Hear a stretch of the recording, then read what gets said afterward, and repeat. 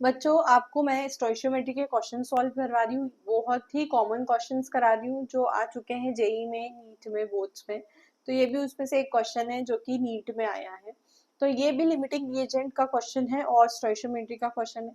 आप मैं जिस तरीके से सॉल्व करा रही हूँ उस तरीके से आप सॉल्व करते जाओ तो डेफिनेटली आपका कंसेप्ट काफी स्ट्रांग हो जाएगा। डरना नहीं है, सिर्फ सॉल्व करते जाना है, रुकना नहीं है। चलिए, if 5 moles of BaCl2 is mixed with 2 moles of Na3PO4, the maximum number of moles of Ba3PO4 whole twice is formed.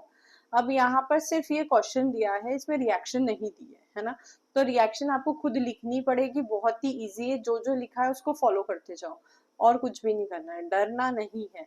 तो अब अगर मैंने BaCl2 मिक्स किया है Na3PO4 के साथ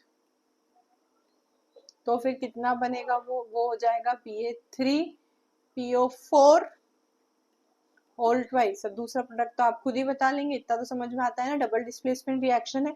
ये 10th क्लास में पढ़ी है आपने, double displacement reaction 10th class में पढ़ी। तो दूसरा प्रोडक्ट क्या बन जाएगा, NaCl। ठीक है, अब इसको बैलेंस करना जरूरी। मैं हमेशा बोलती हूँ बिना बैलेंस करे स्टोइशियोमेट्री या कोई भी केमिस्ट्री में क्वेश्चन सॉल्व मत करना, गलत हो जाएगा, 100% गलत हो जाएगा। तो जब हम इसको बैलेंस करेंगे तो यहाँ पे आ जाएगा 3 और यहाँ पर आ जाएगा, बिकॉज 3B है तो मैंने यहाँ पे 3 लगा दिया।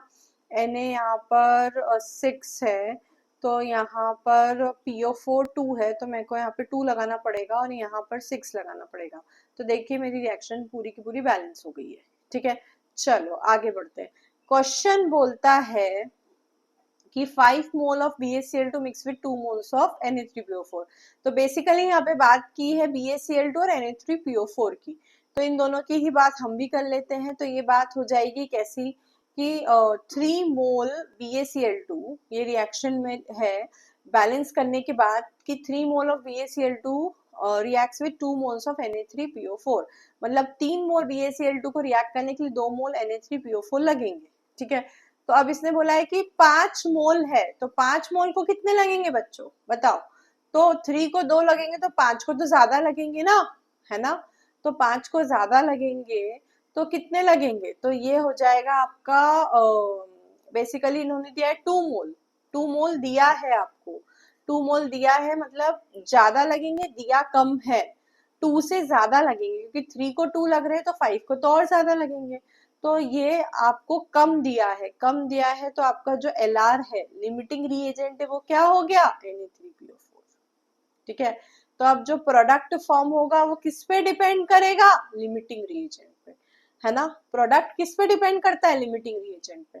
तो अब प्रोडक्ट और लिमिटिंग रिएजेंट का रेशियो निकाल लेते हैं, है ना।